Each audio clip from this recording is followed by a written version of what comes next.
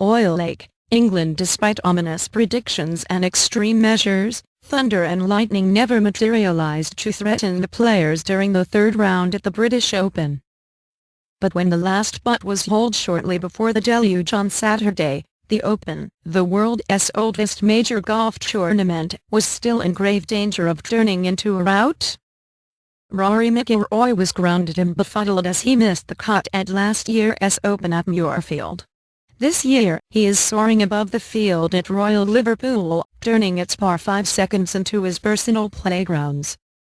Still just 25, McIlroy has won his 2 major titles by the same 8-shot margin, and a third such processional is now hardly out of the question.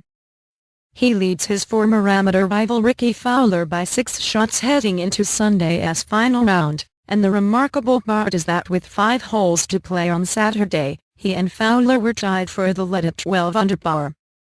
Continue reading the main story. Belated coverage.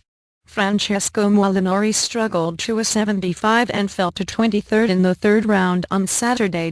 British Open 2014. Francesco and Edoardo Molinari led Italian contingent July 19, 2014.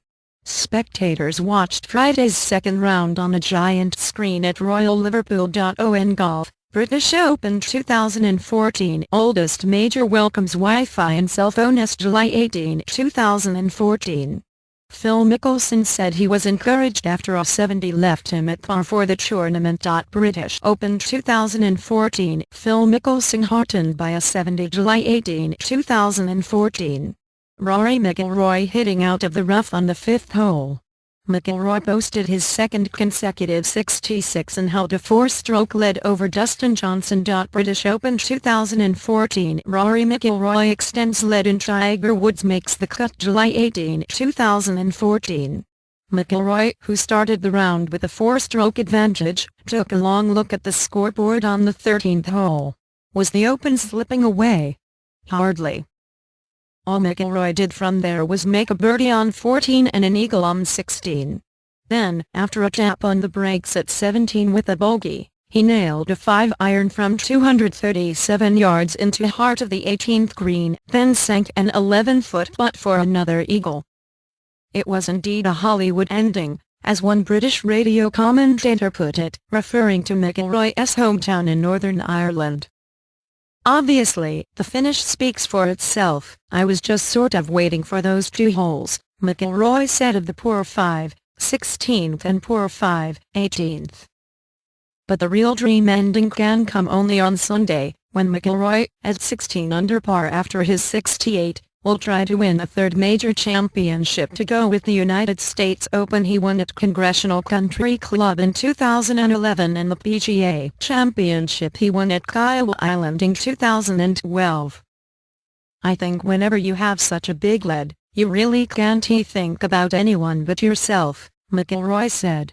You have to think about how you are going to control your emotions, how you are going to control whatever thoughts you have, trying to stay completely in the present and focus on what you need to do.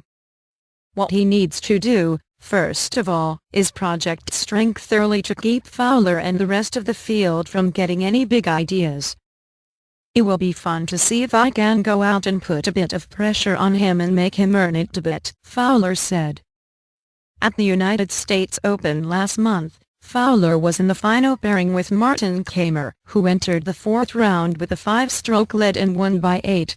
Now, Fowler again has the odds against him, in part because after a roaring start, he bogeyed nose 14, 16 and 17 just as McIlroy was accelerating. Fowler and McIlroy, both 25 and both long pegged for success, first faced off in a foursomes match in 2007 at the Walker Cup, the amateur team event between the United States and Britain and Ireland.